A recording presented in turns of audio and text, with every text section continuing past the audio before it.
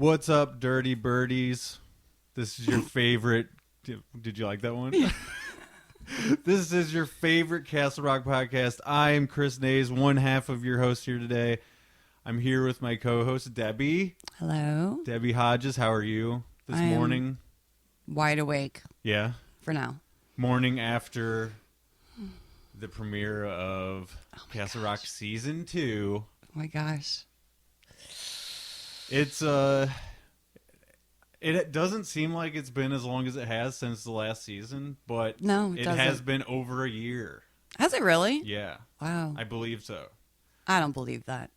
Okay, well, I mean, I troll my past Facebook posts, and they have already started showing up when we were talking about episodes. So, wow. It's been slightly over a year. Yeah, no, I know you're right, because my time hop's been You mentioning know I'm Castle right. Rock too. Don't argue.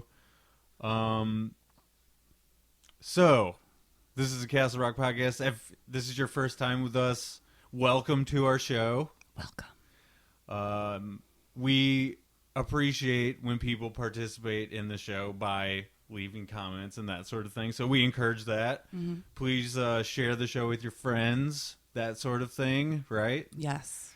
Also, right up top, I just want to plug a couple of things that are going on with friends doing podcasts. Mm-hmm. Our friends Mike and Tim, who are our... are they our friends?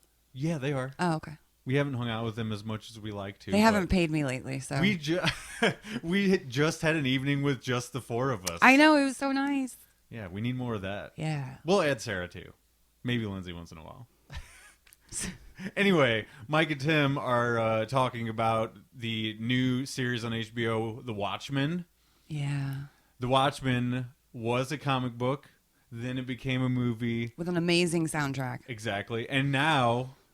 it is a television series, but it's not TV, it's HBO. Yeah. So, Which I don't it's know nothing. what it is. It's nothing like the movie, though, right? No, apparently it's a whole new take on the entire thing. So I'm interested. I haven't seen the premiere yet.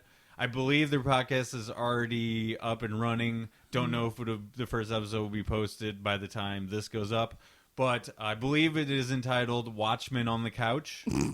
So Sorry. very cheesy title, but well done, sirs. Yeah. Now, oh yeah, we'll give them a golf clap. Also, if you're interested in music, I know you are. My other podcast, Ritual Disc Flip, I've sort of been on a break because I've been working 6-day weeks for the entire summer, Forever. now into fall. So, but we are still doing this show. Hells yeah. Ritual Disc Flip, you can look it up wherever you find your podcast, wherever podcasts are sold. Right? Walmart, Target, Kmart, Walgreens, CVS. CVS Pharmacy. Because it makes you feel good when you listen to it. Okay, so let's do some house cleaning up top. I did that yesterday. I don't want to do anymore. Well, this is in audio form. Okay. This is really more show-based than house-based. Which, by the way, your house looks lovely. Thank you. You're welcome. So... let's address the bogus reviews that we got on iTunes. Oh, yeah. Basically, and I'm just going to pull up what they said and read it. Okay. We have one review that is showing on iTunes right now. And it's skewing the whole thing. It is. So what happens with iTunes is that you can easily, rate whatever shows... podcast that you listen to, right? On the podcast app. Basically now it's so simple that directly underneath the feed is where you can rate it. So you can click 5 stars, you click 1 star. And then you can type in whatever your thoughts are on the show. And you can be anybody doing this. Exactly. Yeah. Anybody out there in internet land that is listening to our show. Or not listening. You can go... I mean, potentially, yeah, you can go and sabotage even if you've never listened. I don't know necessarily that that's what this person did, but by their comment, they definitely listened. From KR1314. Dumb. A bad screen name. Titled, Sorry. So... no, you're not. Exactly. Started like obviously They're starting you're with not lies. really sorry. I already cannot trust anything they 1 say. star out of 5. Whatever. Not a great podcast, but ... Who burps during a podcast? A human. A human being. A human. Who is Bubbly. has some gasage coming out the front hole. Right? Would you rather he farted on a podcast? Yeah, I didn't do that. Yeah, so obviously it was me. Again. Right? I burped. Again, human. I've done it. I'm not proud of it. If you want to fart right now, go for it. My the only thing I'll say really about this is that reviewing stuff online for me is not for shitting on things. No. It's for singing something's praises when you like it, right? Mm-hmm. Like you go in and you click 5 stars whenever something particularly makes you laugh really hard or makes you think really hard about something you never thought about before. Whatever it is that you like about it, you go in and click 5 stars. What internet has become now is shitting all over everything. Well, because everybody's so brave. Yeah. Hiding behind a computer screen. They call them keyboard warriors. Mm-hmm. So KR Whatever. 1314 whatever. While I appreciate your opinion when it is valid and when if you had a legit criticism about the topics that are covered on the show, Exactly. that would be one Constructive. thing. But to go and sabotage our rating because obviously if you go and look and it's only been rated a couple of times, if you rate it 1 star, it's gonna fucking going down. Everything is going way down. Mm-hmm. You know what I mean? So when I looked at it, and this review is a year old, by the way. I never look at these things because it ends up being shit like this. You know what I mean? So we're late to the party on... We are late to the party. Okay. I don't know how long ago they listened, so you know what I mean? I don't even know which episode they're talking about. I don't remember you burping. I have before, for sure. But we've done like 15 episodes, so how the fuck am I'm not going to go through all of our But what are you supposed to do to not conversations. burp? Are you supposed to like get up and leave the room I don't immediately, know that run away? Most of the time when I have burped, I like go away like this. You know what I mean? So anyway, KR if anyone numbers. is gonna comment again, please make your criticism like something about what we talk about. Maybe. Can we comment back on those? No, you cannot. Okay. Well, but what I I can will- comment back at someone though. Yeah. What I will encourage people to do, though, is if you have an iPhone and you are a listener of this show and you like our show, just go and rate it 5 stars. And if you want to comment, that would be awesome, too, just so that the one comment people see is not that I burp on the show. It doesn't even matter. Right? No. Okay, we got to move on because... And if you leave us a bad review, I'm gonna go on there and leave you a bad review. Ooh, I feel like that's fighting words. It is. I'm ballsy at 8 o'clock in the morning. Debbie, question Yes. for you. Well, actually, let's just get it right into the first segment. Okay. This is called Stephen King News Lightning Round. Oh my God, there's so much news. And it's a lightning round, so what I'm going to ask you to do right now is make lightning noises. Okay. And what go. is that? I don't. What is the lightning noise? Well, that Crack. sounds more, like crashing, Crashing. crumbling. Oh. I could pull it up on my phone. No, don't do that. We'll get sued. See, Debbie coughed off mic. I coughed off mic. See, that's what you do. That's Yeah. how we do things here. So what I'm going to do is take that little bit of audio. Oh, if I remember to do this, I'm going to take the lightning round bit of audio, and anytime we have lightning round King news, I'm going to play that audio. Oh my God, that'd be amazing. Have fun with that. Okay, so a Dark Tower series is on the way. Wait. On TV? Yeah, it's let's see. So it's basically going to take on the 4th book, which is sort of a prequel to the Right. events. I remember you telling me about that. Yeah. And it's a really good story. It's pretty self-contained, you know. So like if you were going to start okay, so check this out. Okay. Star Wars. They have the prequels that came later. Right. So a certain way of watching them, that series of movies is to watch the prequels first because that's the first thing in the timeline, right? Mm-hmm. So you could, in theory, do that with those books. You could read the fourth one first. The fourth one first, then you jump in. Now, that isn't the way that he wrote them, so I don't necessarily know if it would flow as well. I've never done that. But same concept, right? Right. I understand. Anyway, so if you're jumping into Dark Tower stuff, I feel like they're going to know that some people are new to this, right? Mm-hmm. Maybe haven't seen the Dark Tower movie, which I poo-pooed all over. What the fuck? Are we bringing back cat interruptions? I mean, the board's right next to you. Jesus Christ, Kinsley. He's going crazy. I don't know if we're doing that this season or not. Maybe we'll just keep track in our minds. So what channel is this Dark Tower? It will be on the Amazon streaming service. Oh, they're doing really good with their shows. Yeah, Amazon Prime is, first of all, everybody should just have Amazon Prime. I mean, yeah. Because, I know most people use it now. So, but a perk of that is that you get to watch all of these exclusive shows. Amazing shows, yeah.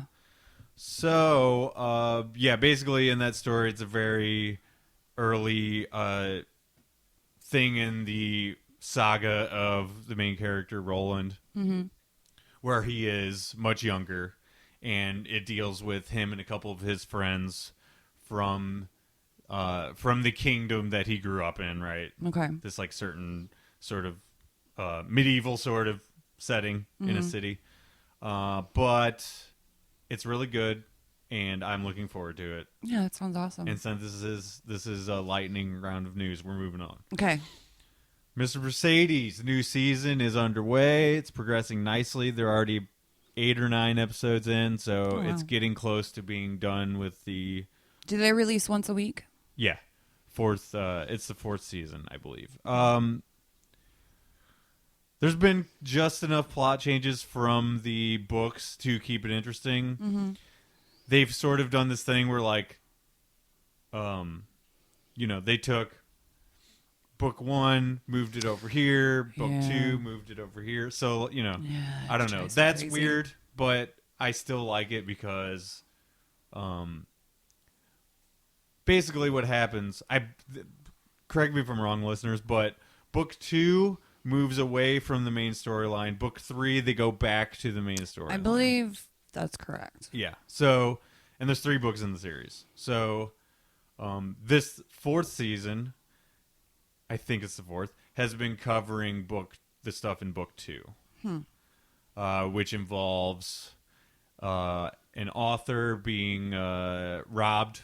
And I don't want to get into spoilers, so we should probably just move on. Yeah. But Mr. Mercedes, the series, is far greater unwatched than a lot of other King stuff that is happening right now. Mm-hmm. And the quality of it is so high. And that's the DirecTV or Dish or whatever exclusive. It's, I forget this every time. AT&T. It's, what is the name of the channel? I can't remember what the name of the channel is. So it's a Uverse thing. Yes, it's Uverse. And I can't remember what the name of the channel is. But in different territories, different places are carrying it. So anyway, that makes it difficult for people to even get their hands on it. Yeah. You know what I mean? So I don't know. Maybe check out the DVD when it comes out. But season 4 is great. That's all I know. Moving on. New collection of 4 short stories is coming out May 5th. All by Stephen King. He also did a short story book with one of his sons that came out not that long ago. Can't remember what that one's called. He's done short story books for years. Oh, yeah, a whole bunch of them. Because that's what Shawshank Redemption is. Yes, I actually just read that for the first time. Rita Hayworth and the... Yeah, that is in different seasons. Yes. Also relating to the show we're going to talk about today, The Body is in that short story collection, which is another great story. Yeah. Any hoozle. Okay. If It Bleeds is the title of the collection of short stories. There is a black cat on the cover. It's a pretty cool cover. And 576 pages. Not too shabby. Yeah, so they're not that short. That's the problem.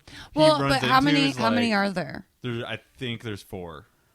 Well, that's not too bad. That's a little over 100 pages each book. I want to say Different Seasons was about 400 something pages. No, Different Seasons is thick. Is it? Yeah, it's I thick. mean, maybe it's just the hardcover edition that I have is like the way that it's laid out. Yeah. You know what I mean? I don't know. Sometimes like font sizes change around and I don't know. A little over 100 pages for a Stephen King book. That's pretty good.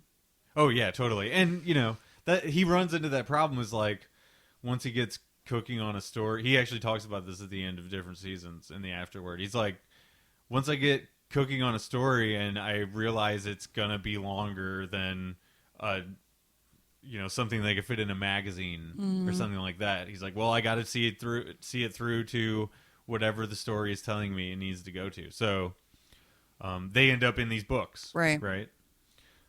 So look forward to that. In the Tall Grass, Which I have started. Yeah, you haven't finished it? I haven't finished it. So I liked it. I didn't love it. I thought it was interesting, at least. It's giving me anxiety watching it, which is why I haven't finished. Yeah, well, it basically it was a novella that King and his son Joe Hill wrote together. Mm-hmm.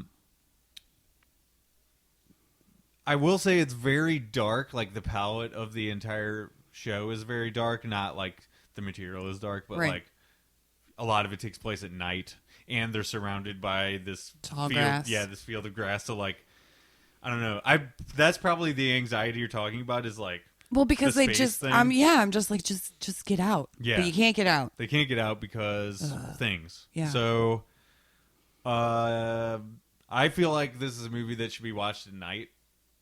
I tried watching it during the day, and I got about 20 minutes into it. I was like, I should probably watch this when it's dark, you know? Mm-hmm. Just because like it works better that way for whatever reason. See, I watch things at night outside on the porch, and then I scare myself because I'm like, what's that shadow? So you watch on your phone? Yeah. You should watch shows on TV. You know, I could, but I have it all on my phone, and my phone goes outside with me. Yeah. And my phone can move around the house with me. So you can go out for a smoke or whatever. Mm-hmm. Yeah. And I can be doing things while I'm listening. Yeah. That makes sense. Mm-hmm. I'm not saying you're wrong to do it that way. I mean, you gotta figure, I also listen to Netflix in my car. Yeah. So listen to Netflix? yeah. So you're not even watching what's going on? No, I turn it on, and then Yeah. I can turn the screen off on my phone, but So it's almost like playing. an audiobook. It is, yeah, but I hate audiobooks. Yeah. You're just an enigma. I'm just very weird. Very weird. We can talk about In the Tall Grass more after you finish it. Okay. Creep Show has premiered on Shudder, the streaming service. I actually am thinking about, because I keep seeing commercials for this, and depending on what station you're watching that airs the commercial, they have a code that you can put in for 3 months free, I think, of a trial service. Yeah. And I know AMC did it, and another station did it, because I wrote it down on my phone, because I was like, oh, shit, if I can get a 3-month free trial, then I'll just blow through the whole series. Yeah. If I can. Well, they're releasing them weekly, so you won't be able to do that yet. But once it is all out, you can watch I'll wait, it all. yeah. I've watched 4 or 5 of them so far. I will say it's very campy, and that is what Creep Show was like. Yeah, that's what I'm hoping for, is some camp, some cheese. You know, it's one of those shows that doesn't take itself seriously. No. You know what I mean? Like, it definitely leans on the 80s style horror. Right. So I love that shit. How are the CGI and stuff? Are they doing old school? Well, it's a comic book approach. So, and I believe they have different directors as well. So, like, they're not all kind of the same feel. It's different. And different stories call for different approaches, right? So, there's this werewolf story. Okay. That also features Nazis. Okay. As they do. Yeah. And I know this is a slight spoiler, so maybe skip forward if you don't want to know. But there's a transformation scene. So instead of doing the werewolf in London thing where you actually witness the transformation, or any number of werewolf movies that came after that, Twilight. that did the same, or like Thriller, whatever. I said Twilight. Oh, Twilight. I thought you said Thriller. instead of doing that, they did an animated thing where you see the pages flipping. Oh. And it's sort of like a shadowy version of the transformation. And then you come back, and it's a really campy looking, costumey version of the werewolves. Oh, that's fun. Now, I like that. they look badass. Yeah. But you don't see the transformation. It's like somebody's turning the pages, reading it. You know what I mean? Yeah, but that's fun. That's a good way to save money. Yeah, and it's different. Right. You know what I mean? It's not like anything else that's going on in horror right now. So, yeah, I'm down 2 with stories that. per episode, about half an hour to 40-minute episodes, something like that. So not like a crazy time, commitment. So that's also cool, Yeah. right? And you get 2 in 1 sitting. So like, you don't have to feel like you have to pay attention. I don't know. I feel like people have really short attention spans now. So like, getting those small stories is really cool. Yeah. Another people. good thing about short stories. But moving on to The Outsider HBO miniseries trailer. Have you seen this yet? Yes. What did you think? I liked it. Jason Bateman? I love Jason Bateman. He's great. I'm very intrigued by the storyline in 2 places at once. How is that possible? You never got to that book, right? I never got to that book. See, Well- this is the thing. There's all these books that I want to read, Mm-hmm. but when I do that and then I watch it, I get really pissed off So because it's so different. So I think like with all of these things that are coming out Stephen King wise, I'm just going to watch them first and then read them. well, since they are coming out, I mean, depending on what we're talking about, but Right. so much is coming out all the time that in theory you can watch it and then start the book and then also be watching something else. And then when you get done with that book, you can start on the next Something thing when you else. get done watching that next thing. Right. There's so many things coming out now. I know. That you can be consistently jumping back and forth, which is exactly what I'm doing, by the way. I hate knowing how the book is supposed to be Yeah. and then just being mad the entire time. Well, if you're like me and... I can't separate them. Yeah.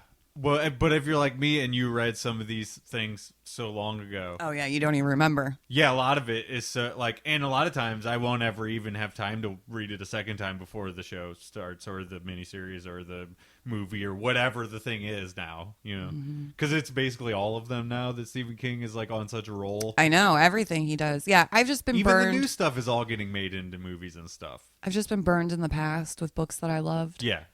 Well, then On any book, not just Stephen King stuff. Yeah. Just, yeah, that's the thing is like some of it is more faithful, some of it is I just get totally frustrated. left field, which can go awesome or can be frustrating, right? yeah. Like it chapter 1 and 2. More 2. More too. Yeah. So anyway, back to The Outsider though. January 12th that is premiering. See, that's going to make me want to get HBO again because that's premiering January, and then when does Westworld come back? I don't remember. I don't even think they know. We'll see. They're still writing. They're it. taking a long time with They're it. like, we're not sure where we're going with this show. But I don't know. The Outsider trailer is awesome. It looks really well shot. And I put very faithful adaptation. So it seems like it is, and that's coming from somebody that read it. So we'll see what happens with that. I know. I don't know if the mics picked that up or not. My stomach just growled, so they may have gotten that too. Yeah. Let's see here. Oh, this is from this week. Some of this news is kind of old, but this is a catch-up sort of thing. Right. King's Mansion is... I was wondering if you were going to say that. Yeah, it's going to become a writer's retreat and archive. Currently, much of his archived material is at the University of Maine, but it will be moved over once That's so sweet. this goes into effect. And it won't be open to the public, though. It's not like it's A tourist attraction. Yeah, it's not like that at all. It's only for students who and writers, who are in the profession, I think. And you have to book time, so that's going to fill up for like years in advance. Yeah. Probably. I mean, just how nice is that to know it's basically the coolest thing the town ever. loves you this much Yeah. that they're So I'm guessing he's going to move to his Florida house. That's what I was wondering. Forever. I'm like, is he being evicted? Is he just buying a new house in Maine in There's the same no way town? he's being evicted. Like, well, you know what I'm saying? Like, yeah. He's donating his house for or whatever he's doing with his house. I'm sure he didn't donate it. I'm sure he sold it, but it's a pseudo donation. Yeah, you know what I mean. But regardless, like he lived there half the time. Yeah. Right. So yeah, it's been his house since he became a rich person. Yeah. So either he's getting another house in Maine, or he's just full time in it in Florida. I mean, I don't know that he only has 2 houses. He probably has more than that. Yeah. Well, I would assume. Like summer houses. Yeah, I don't really look into that stuff about people that I like. In you don't look up their tax records. Popular media or whatever. I just don't. I don't care where they live really. Mm. I'm not gonna go there. Like if I was a student or a writer, I would look into this. Oh my gosh, I just want to see the inside of the house. Well, you can. I mean, you can look at photos of what it looks like. They're not that private. You know what I mean? But and especially once this goes into effect, everything will be out there. I'm pretty positive you can see what his house looks like, though. Really, it's beautiful. Maybe not like every inch of it. I want to see every inch of it. But there's been photos of his office forever. I mean, I want a 360 tour. Yeah, you could definitely see his office. I know. I've seen photos of that before. So, does he have built-in bookshelves? Yeah. Okay. Yeah. And rich mahogany. Really nice desk, all that stuff. Yeah. He used to have typewriters. Doesn't have those anymore. Oh, that's a nice segue into Castle Rock. Well, yeah. So, did you watch the Now Leaving Castle Rock video that I linked you? I actually saw it the day before. Yeah. You sent it to me. And I was like, what am I watching? Because it was a lot of nothing at first. Yeah, so basically what this video was is and I linked it in the show, I mean, it was the group interesting as well. But the driving on back roads listening to talk radio. There's commercials for the shops in town. Yeah. The hospital. There's news of a body found by 4 young boys on train tracks. Yeah. So that's a nice little wink at people who know. Then there's a call-in show of like paranormal stories. Yeah. Possible teasing of storylines we don't really know. They do talk about Jerusalem's Lot, which we do see in this first episode. So yes, it was kind of that. And then there was another teaser for the show at the end, which shows Annie doing some stuff. I don't really remember what the teaser was at this point. I don't remember. It was the final being teaser crazy, for I the think. show. Yeah. Season 2 poster went up a couple weeks back, which is Annie's face with her wide eyes, her sort of like catatonic look that we get to see in the first episode as well. Reflection of a cabin in the axe next to her face. Yeah, which it's I a thought good was really photo. Cool. It's a good photo. It sort of reminded me of when I was a kid, like looking at horror movie boxes in Blockbuster or whatever mom and pop shop that I would rent from. Yeah. My dad lived actually really close to here in High Ridge, and we had like a mom and pop video store. Yeah. It was called I'll Be Back. Okay. And super cheesy. But and it was in High Ridge? Yeah, it was in High Ridge. I never went there. It was in that tiny little shopping center with the Dollar General and stuff. Oh, okay. Yeah. By sandwiched in between an auto parts store, a Domino's Pizza, and the little store. I don't remember a video store being in there. Well, I always went to Blockbuster. Yeah, most people right across the street. Right. So, anyway, I just sort of like anytime I'm scrolling through Netflix and stuff like that, that's kind of what I picture I'm doing is like just looking at the boxes. Mm-hmm. And like that's my first view into, and they put a lot of thought into those things now. Oh yeah. It's like what is going to catch the person's eye when they're when they're not walking, when they're scrolling through, you know? Yeah. That's the equivalent of what we have now to walking through a video store. We don't have video stores anymore. So that's what I felt like when I saw this. Like that looks like an 80s video box or a poster on a wall or something like that. So they did a really good job with it. I agree. Yeah. It was intriguing. So I wanted to make sure I mentioned that before we get started. Should we take a small break and then come back and do the show? Or do you just want to get rolling into it? No, let's take a small break. Okay. So, You will not hear this break. Nope. And we're back. Which you'll never know. You'll never know, guys. There was like a second, maybe, in between us leaving and coming back. We talked about some things that were not Stephen King related. Mm-hmm. But now we're here with you to talk about episode 1 of Castle Rock season 2. Yay. Woohoo. This episode was titled Let the River Run, which goes along with the song, right? Yeah. The song that was in this episode. They always pick good songs for this show. Yeah, it's fitting because it says New Jerusalem a lot, and obviously Jerusalem's a lot is what they're trying to refer to there or whatever. I had never heard that song before, had you? No, never. Yeah. It was kind of weird. Yeah. Not really my jam, but they always pick good songs that have meaning to the show. You were staying on my lap. Not me, but the cat. Sorry. Stop it. They I mean, Annie and her daughter seemed to like it a lot. Yeah. Right. Well, Joy liked it up until, they had been singing it for 10 straight years. Right, exactly. So, I don't know.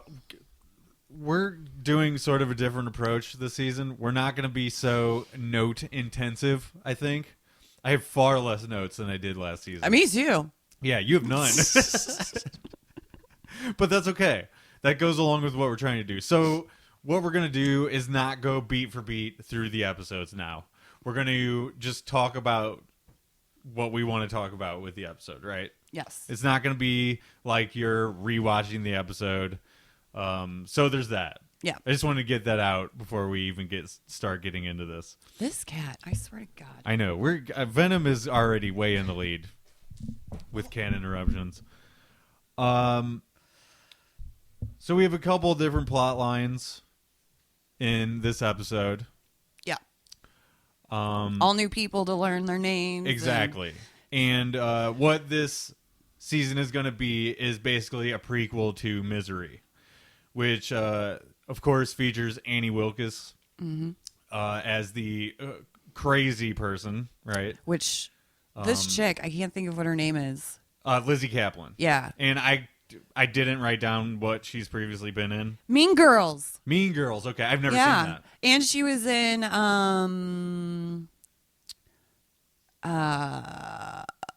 that show with Michael Sheen. Michael Sheen. Michael Sheen? Yeah, about the doctor who did sex. Oh, I know what you're talking about, but I don't remember the name of it. She was the wife. Yeah.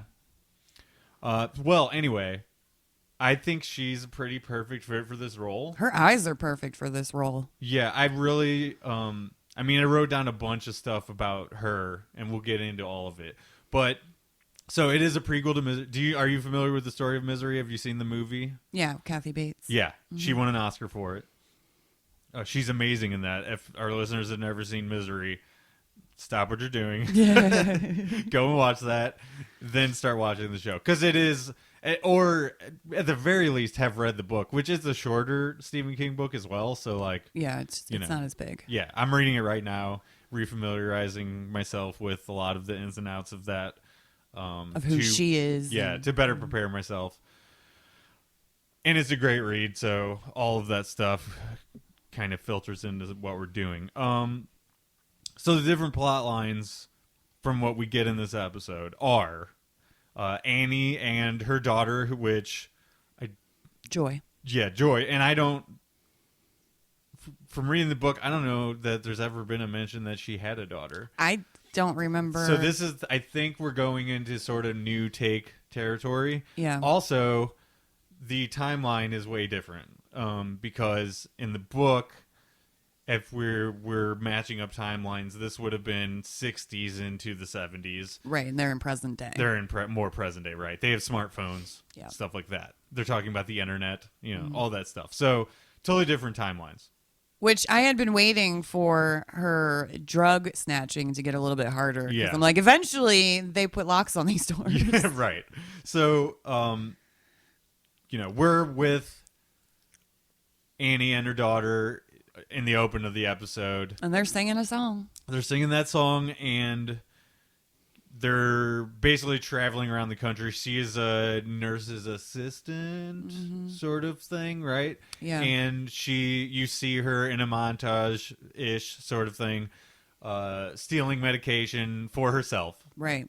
And not like the good stuff either, like the things that actually help your brain. Yeah, it's we find out what they exactly are later in the episode, but she is using this for her own benefit. And she's changing out her plates on the Jeep Cherokee, which is something that is from the novel. And also totally illegal. Yeah, they are definitely running from something. Yeah. And as you mentioned, the daughter, you see her like be really happy as a youngster. She's like, "Oh, this is a fun journey we're going on." Yeah. And then as we progress through her life, she's like, "This kind of sucks." Yeah, this is getting old. She's like leaning her head against the window and that kind of thing, like barely singing the song by the end of the opening thing. Which also the flashback that we saw in the very beginning, I have to say, when the box moved, I was like, "There's a baby in that box or a kitten." Yeah, I wasn't sure what was going on with that box. I didn't actually get what it said on it either. But, I don't think it really said anything of importance. Yeah. But not that I remember. I know it said something, but I don't remember what it said. Might have to go back and... Yeah. See, that's the thing is we're not taking as intensive notes. Right. So, I would have rewound it and been like, what did that say? Yeah. But yeah, when the box moved, I was like, oh, she's got a baby. Yeah. So... Or a kitten. Or a kitten. Which kittens in boxes are notoriously not happy with that situation. No. So they are making the box rock around a lot. I imagine a baby's not happy either. No. I would assume not. So she ends up crashing, right? Yeah. And they are in Castle Rock. Or whereabouts, right? Yeah. They see signs that say like fall festival or something like that. Yeah, there's really creepy signs, and then the one that she runs over. Yeah. Which seemed like a person, but yeah, it was I wasn't like a scarecrow type thing. I wasn't sure if that was like a spike strip or like somebody. I think it was a part of the sign. Okay. Yeah, it was. Somebody threw it down. Yeah. That was a question I was going to ask you actually. And then the other plot line that we have is the Merrills, which we have Ace Merrill, Chris Merrill, who are the sons, and then the dad, who is played by Tim Robbins. They call him Pop in the show.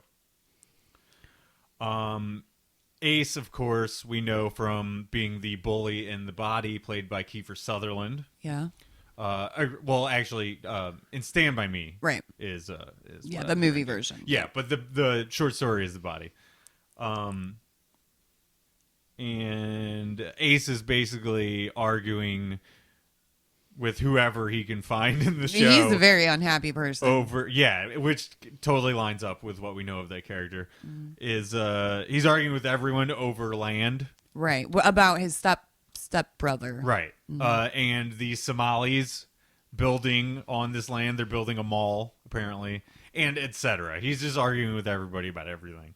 Yeah. And that is in Jerusalem's Lot, right? Yes. So, those are the basic plot lines that we have. And you have Abdi, who is a step, who so their we have father, some adopted family in the Merrills as well. Which is their Abdi father is and, Tim Robbins, Dr. H, but I can't think of what her Nadi. Her last name is something from Somalia, right? Yeah. So it's like I didn't write down what it was, but it had a lot of W's in it. I know that. yeah, so is that. So these characters interact as the show goes on. I wrote more notes about as we go through the episode, but basically, I'll just go down through my notes and we'll talk about stuff as I bring it up. I felt like the talk radio as Ace was driving was a good vehicle to sort of like give exposition instead of having the characters have to talk, just immediately come out and tell you what is going on in the town. Oh, yeah. As far as the prisoners are coming back. Right. And yeah. That's always a sticking point for me in shows is when like they're obviously just telling you what is going on in their conversation instead of it being natural like it is when a character is listening to the radio or a character is watching TV, which we get later. Right. So they're basically explaining through this right-wing-ish radio show that Ace is listening to, which totally fits his character, by the way, that there's a Somali problem, quote unquote, in the city. Right? They're coming in. It's like the radio host is interpreting it as an invasion of their city. Yeah. Right. Which is not what it is. No, it's just people living there. In reality, it's just a skewed version of it. Right. So from the open, though, we see Lizzie Kaplan playing Annie as a very creepy version. I feel like it's only slightly different from what Kathy Bates did, which is good because like that is what people know of that character for the most part, is that very popular movie. I have to say I love her walk. Yeah, I was going to mention that too. She's like stiff-armed. Stiff-armed, yeah. Like, imagine how hard it was to play that character, to not swing your arms, especially when she's running. Well, when she's walking fast, with the way she's walking so stiffly, her hair actually swings a little bit. Like her bangs or whatever, her haircut. Which is sort of a bob haircut, which I like. It reminds me of my mom's haircut that she had. It's very much like the Annie character that we have seen before. So I liked that a lot. Yeah. I liked the walk. It reminded me of the Seinfeld episode with the carrying the suitcases walk. I feel like her face, the way she's playing it, her face is both empty and very focused at the same time. Also, she goes into these catatonic state sort of things too, which that is not easy to play. Like all of these things at once, right? That's what I'm saying. She's nailing it. She's all over the place, and she even has an angry moment with her daughter later, which is genuinely frightening. Yeah. Because she, like, without her meds, she's flying off the handle almost immediately, right? Right. Well, and we don't really know what she has per se because she's doing Google searches for schizophrenia and bipolar. You get a vague idea. Yeah. Which we should mention, Ace runs this, like, group of cabins. Yeah, where they're staying. Yeah, and that's where they end up staying. Waiting for their car to be fixed. Usually for touristy type people in town, but... Yeah. It seems like most of them are not really that. No. They're just like people who can't... Extended stay. Yeah, or they're trying to hide something and they can't... whatever they have going on in their life is not on the up and up. Right. Right? So they have to live in these places that are sort of off of the grid, sort of. Yeah, you're paying by cash. Right. Nobody knows who you are. Yeah, and the deal is he gives them free internet. Yeah. Which, by the way, it's not... It's not like really she says free. in the episode, somebody who's doing this always wants something. Yep. So, and we find out later what that is. He wanted information. He's spying. He's spying on her. I knew that. I basically called that. By the way, you did? I was You figured it out? There's no way that he's giving the free internet and not looking at it. I didn't even think about it. Yeah. I didn't even think about it. He has the master key to all of that stuff, so he can look at whatever. It makes sense. And it turns out he has the key to her cabin and uses it freely, which is fucking weird. So other small notes about her right off the top. She almost immediately refers to people as dirty birds. Oh my God, I loved it. Which is all over the book and is all over the movie. I'm waiting for her to say cock-a-doodie. Yeah. Well, and when she first said dirty bird, I heard Kathy Bates in my head saying it. Right. Like exactly how she would say it. Which, by the way, this season is the cock-a-doodie season of the podcast. And I will refer to our listeners all as dirty birds. Oh, okay, cool. Also, the frumpy clothes.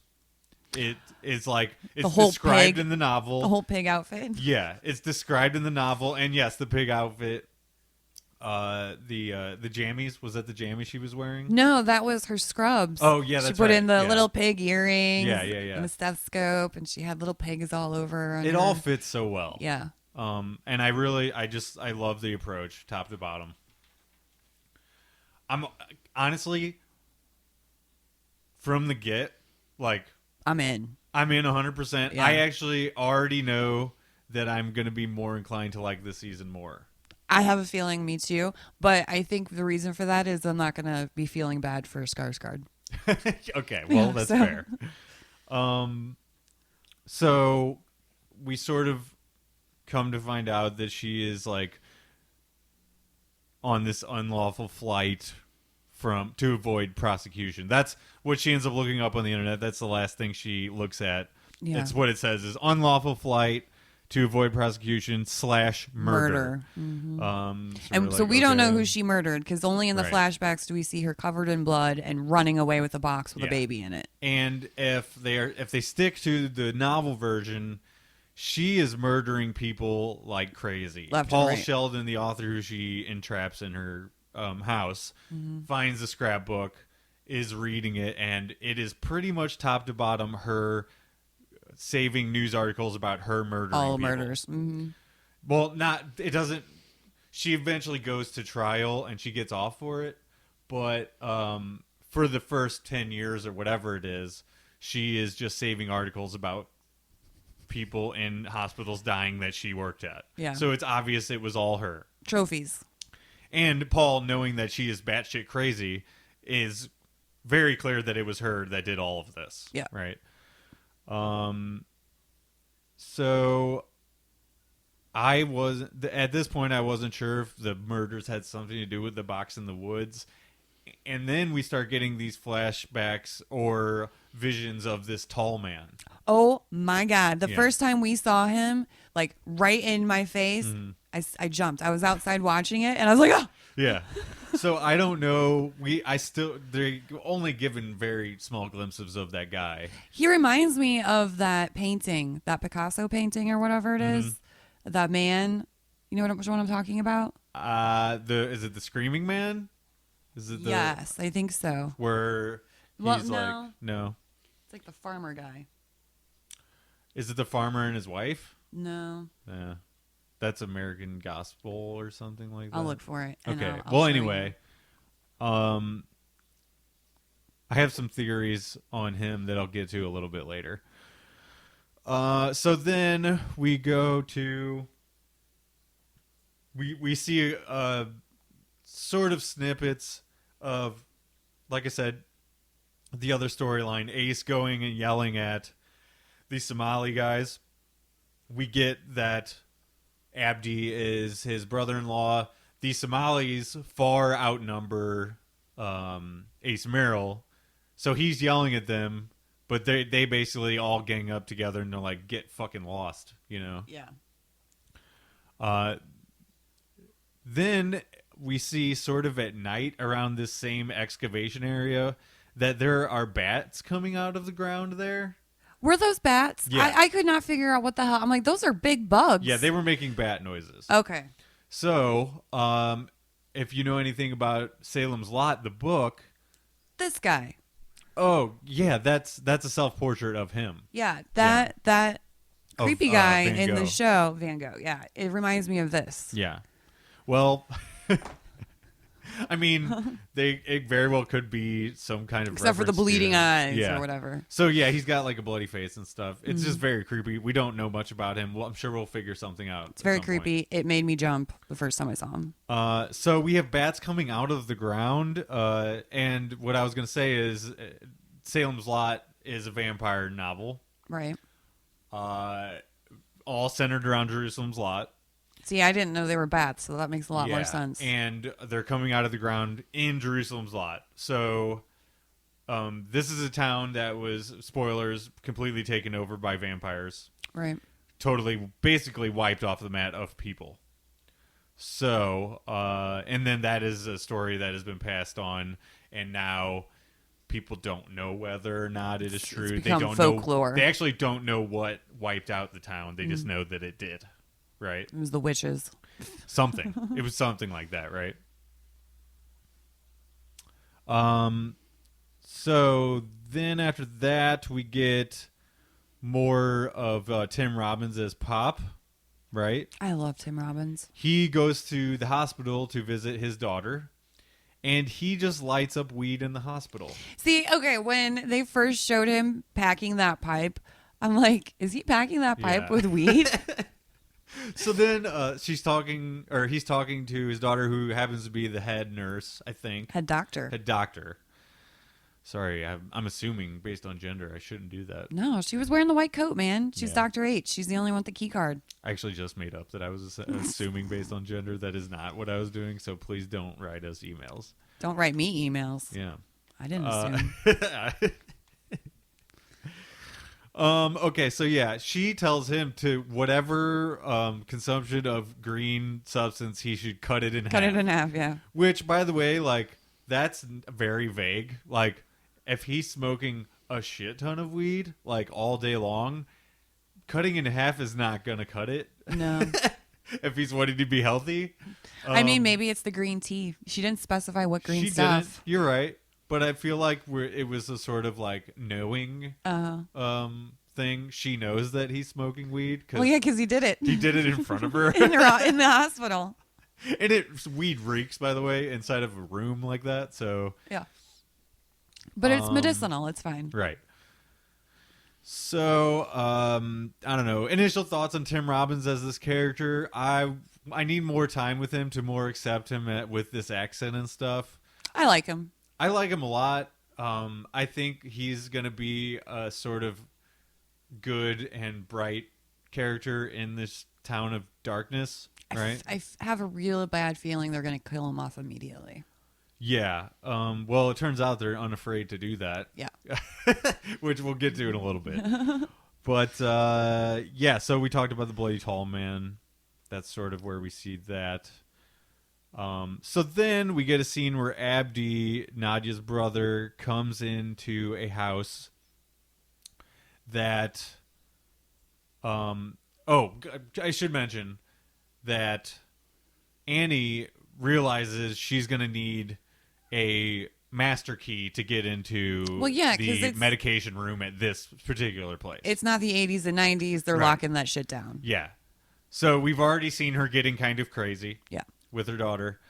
And she goes to the doctor's house to find that key that she apparently left at the house, which, right. By the way, that's a very irresponsible thing to do. Very. And for her to say, like, she can't remember the small things. Hello, those small things are important. And you're a doctor. Sort of from the beginning of Annie working at this place, she is getting down with, like, organizing everything. Yeah, well, I mean, this place is falling apart. Of a mess. Yeah.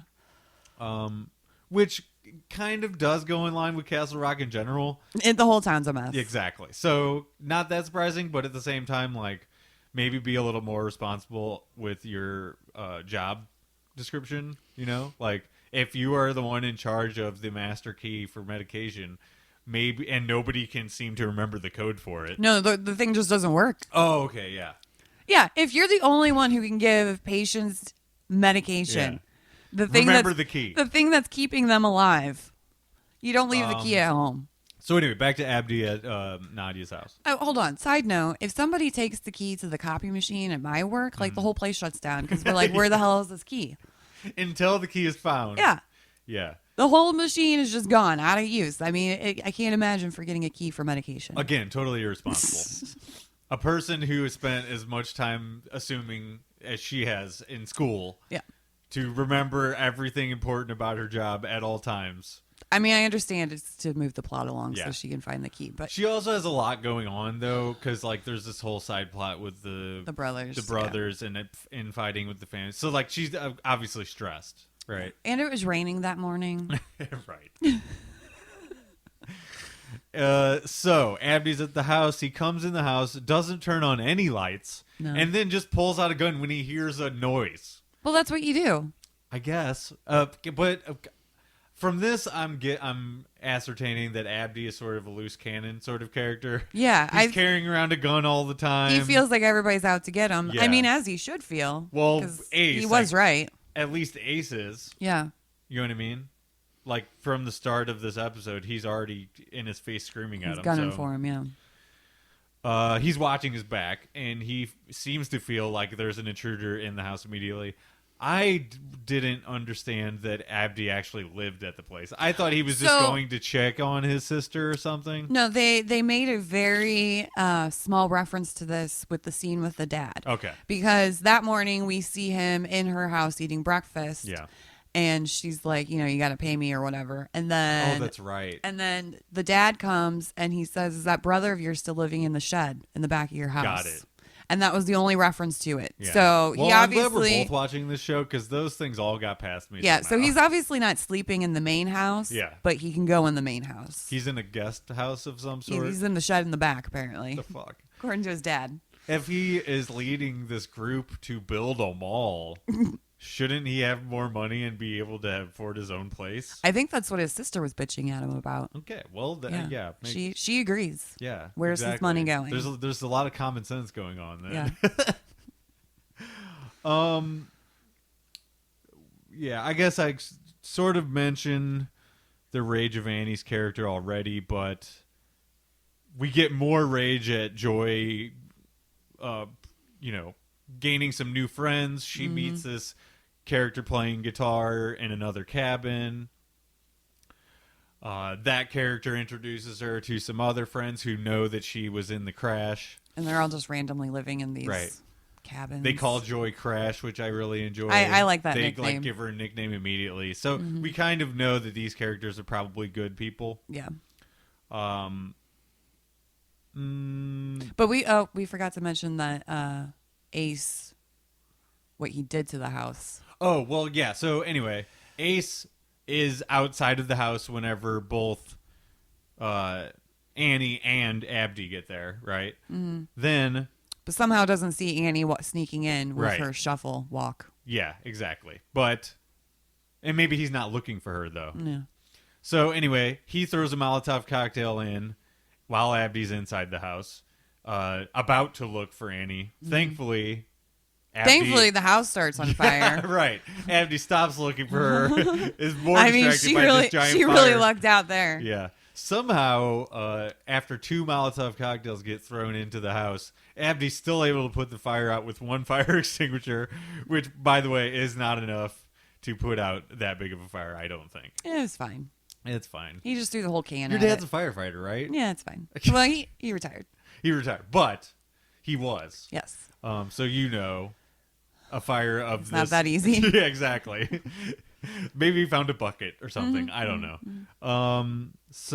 But we should say, though, that Joy saw Ace filling these bottles. Right. Right. She saw that before he did it. And also, the friend characters end up gifting Joy this phone, which Joy keeps secret from her mom so far. Joy's going to learn a lot of information, I think, about her mom. Yes. So that was one of my predictions, is that A, she's going to find out stuff about her mom, and then B, it's going to attract attention from authorities once Joy starts acting takes out on photos or gets on social media or something like that. I feel like she's going to start acting out and being like, well... you're this way, so why can't I have friends? It's definitely going to... I think Joy is the wild card of the whole situation so far. Yeah. She's getting this phone that opens her up to more information. That can only be bad for Annie. Yes. No good will come from that. There's a reason she's been keeping all of this stuff from her.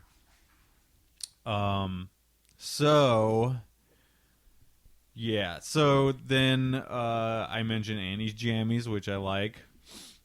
I think different outfits, like the frumpiness of her outfits and stuff, are all mentioned in the book. I should know that for certain, but I do know that Paul definitely mentions what she looks like. Yeah. She becomes sort of slovenly, like she eats an insane amount of food and comes in wearing the food, basically, with food all over her mouth, and she's clearly just outside of her mind at all times, right? when she initially breathes him back to life after he has the crash on the side of the road, the mountain road or whatever, where she finds him, he remembers how awful her breath smells, you know. Oh, yeah. Like, he would give anything to never have that memory again. That's how bad her breath was. So, I don't think she's necessarily at that level yet. No. She's more buttoned up at this point. She seems like she's still doing some hygiene. Initial stages of crazy, though, at least. Yeah, for sure.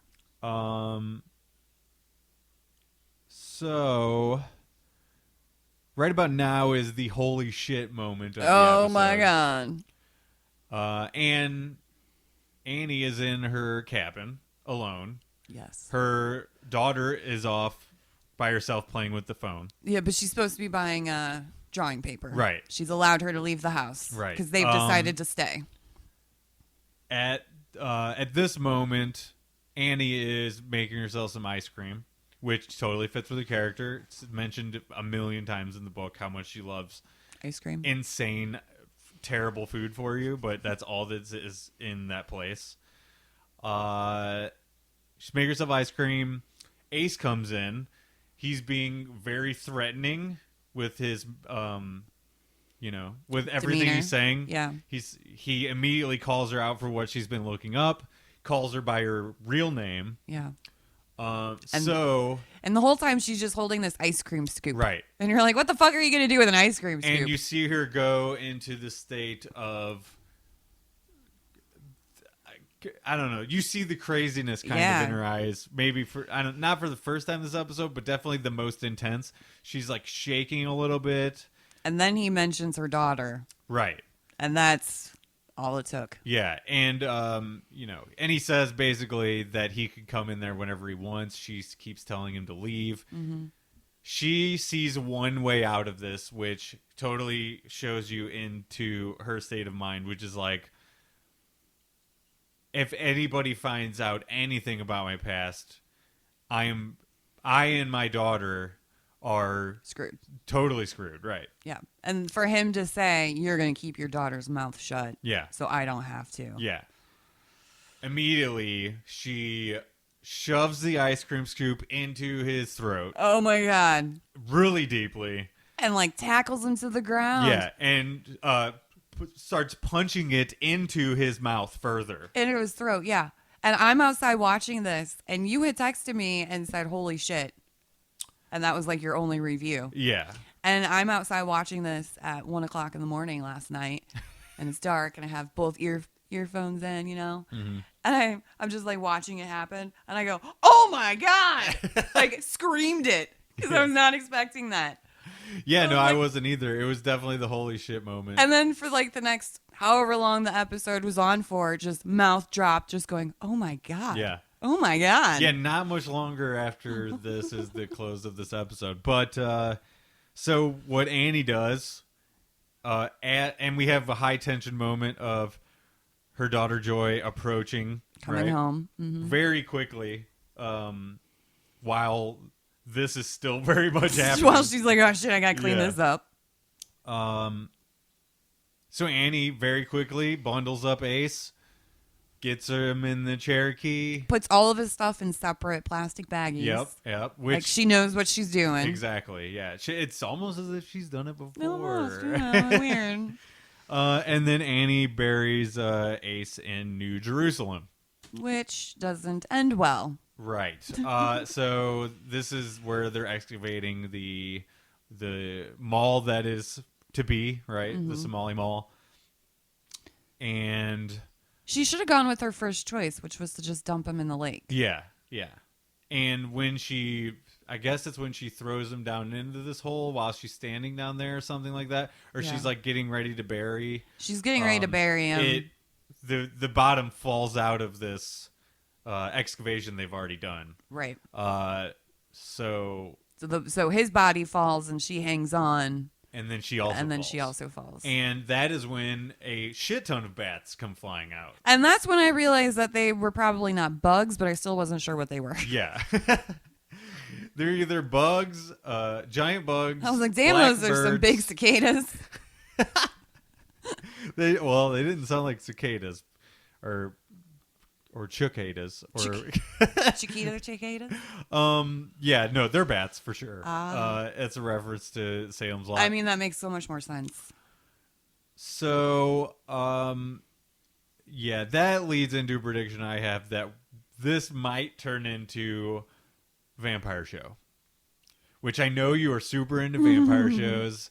I don't think that they're going to go that way, only for the sheer fact that I think everybody else would be really disappointed.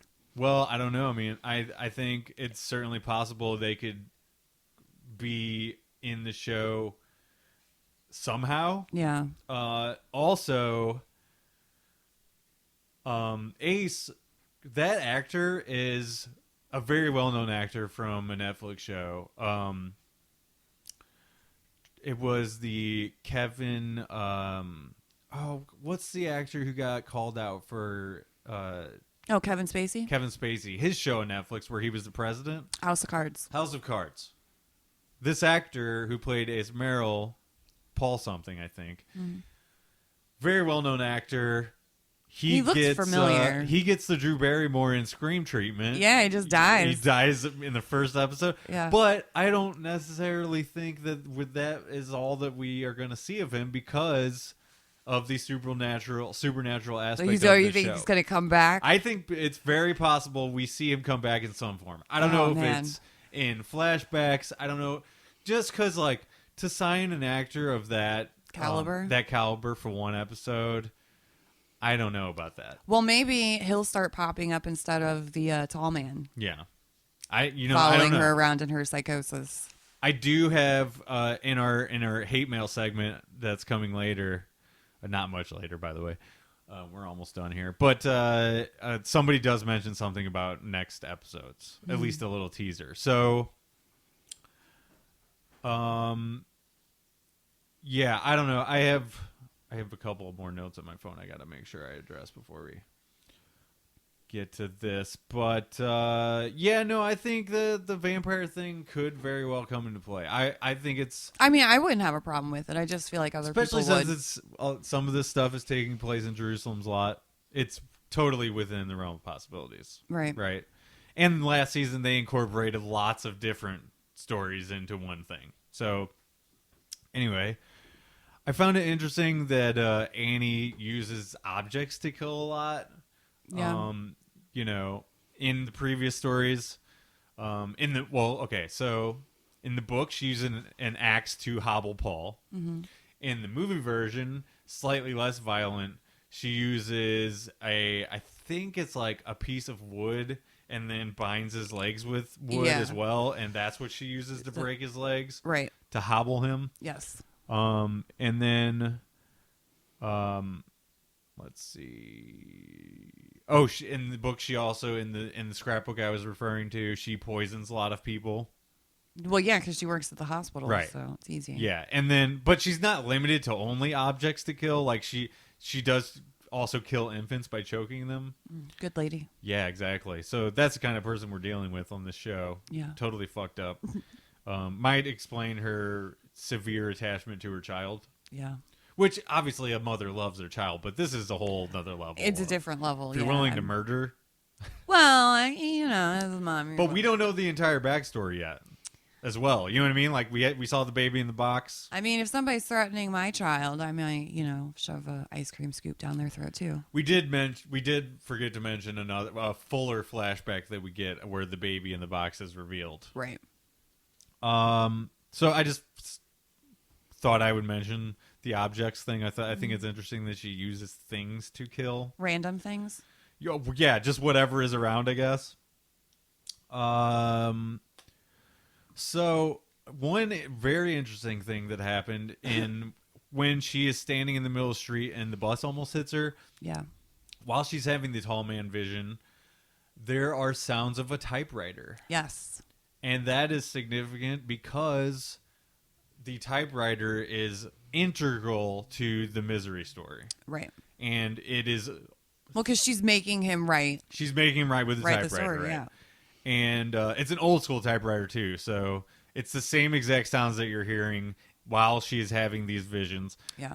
I got to say, in the sort of when she's having the visions, and also just in high tension moments, the ramping up of the background music, just like in season 1, is absolutely on point. Yeah, it's great. I love it. You're just like, cat interruptions. Here we go. That one was Kinsley.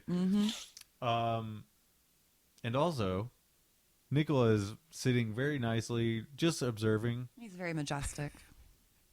He really is. He's winking. So, predictions of who the tall man could be. Do you have any? Her father.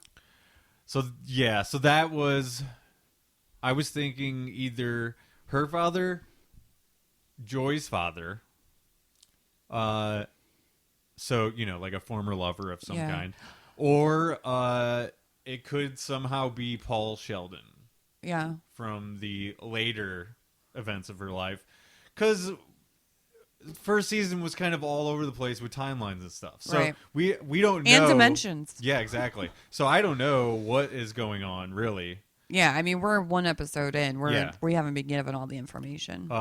So, those are just some shot in the dark predictions. The only reason why I don't think it's her dad is because she then, at the end of the episode, was going on about how her dad was the only real man and person that you can trust and count on and love. But also, she has a warped sense of reality as well. So, maybe her relationship with her dad was not as rosy as she makes it seem in her warped mind. Right. You know what I mean? I think, with a lot of dysfunction, especially with daughters who have dysfunction in their family, I feel like they have a really distorted view of their father. Sometimes they think they love him, and they actually are fearful of him, and they disguise it as love or with love. Right. You know what I mean? Or they think that's love. Yeah, exactly. They teach themselves that is love because that's all they've ever known of their father. Right. Which is why they act out and go all crazy. These are all psychological theories. You know what I mean? This is not concrete things, but when very there's plausible enough evidence, with her. Yeah, when there's enough evidence to show. Also, I gotta say the Kiefer Sutherland connection goes even further than the same Stand character. By Me. Kiefer Sutherland also played a vampire in The Lost Boys. Yes, he did. So,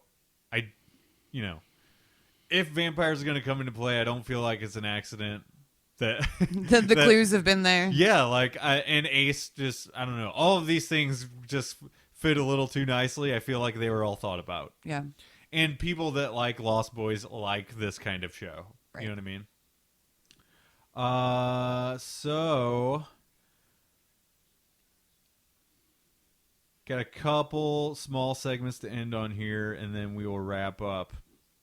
New segment of the show. Here we go. Woo! I want us to read this together as the intro. Oh boy. It's just this circled thing.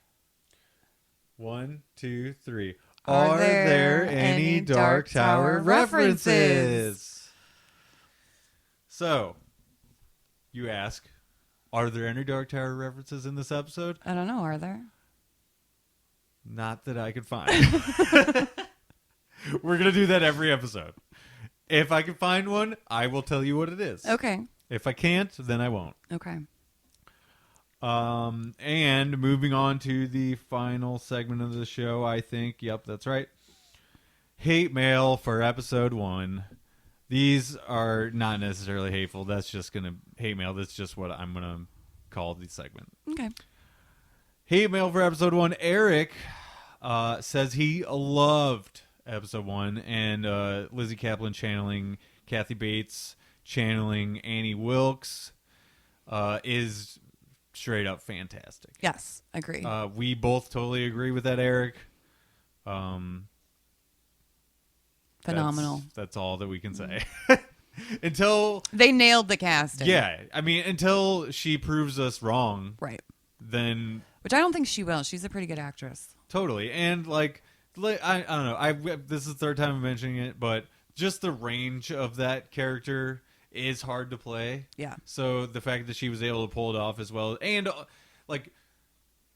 like he says in this, she's channeling Kathy Bates while also channeling the Annie character. Yeah. So like there's little bits of both. Yeah, You know what I mean? for sure. And it isn't enough to where like you can't be like, that's not the Annie Wilkes that I read. No, I mean, as soon as the show started, I was like, wow, she is this person. Yeah.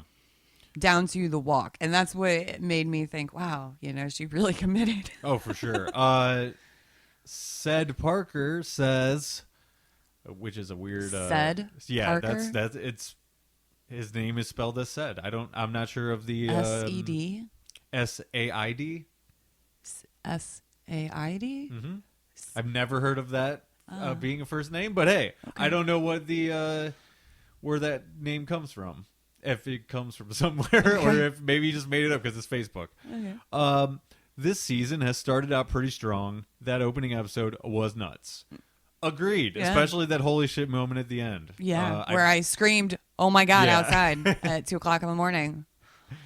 And Aaron Sr. says it gets better and weirder. So that is a small tease for the next couple of episodes that are already up. We forgot to mention that. They did the same thing as they did last year. They put all 3 episodes up at once. We have not seen them, though. We have not seen them. Debbie and I feel like we should cover one at a time.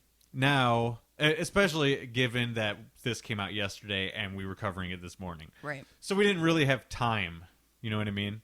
Debbie, you said you watched this very late last night. I had it literally all day to watch it, and I watched it at 1:00 in the morning. So hopefully that doesn't happen again and you have Oh my god, there's no way. Honestly though, this episode flowed by really fast and I feel like you were able to internalize it very well regardless of notes or not. Yeah, I mean it was a well done episode. A very good premiere. Yeah, for sure. I feel like it touched on a lot of the little things that we need to know moving forward. A little bit of teasing. Didn't tell us everything. No, which is why I'm glad we only watched the first episode. Because yeah. I feel like if we had gone into episode 2 and 3, it would have tainted our initial reaction. Right. And, we have to be honest with our listeners. We can't act like we've seen things that we haven't. Right. Or not seen things that we haven't, So, next week, I'm thinking I want to try to do both 2 and 3. That's fine. So I'll be able to watch 2 and 3 whenever up until then. So what we'll probably do is next week will be 2 and 3. And week after that, we will try to do 4 and 5 because 5 will be out by that point. Oh, yes. So I'm not going to promise that, though. It may end up just being episode 4.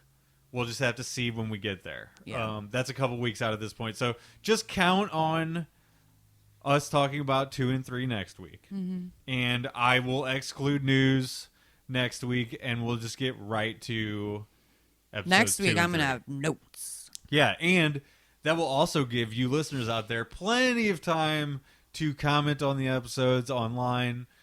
Tell us what you think. Tell us what your predictions are. What we might even get more further thoughts on the premiere episode. Yeah. And with that, until next time, Debbie, do you have any parting words? Don't suck. Did Nicola also had some just parting laugh words? At what you said? I don't know. That was very. I hope that listeners pick that up on the mic. Because that was awesome. So that was Kinsley's parting words. No, Nicola's. Mm-hmm. Sorry, Nicola. He's giving me the cold shoulder now. Until next time, see you later, Dirty Birdies. Bye. On this Cockadoodie podcast. Bye. Bye.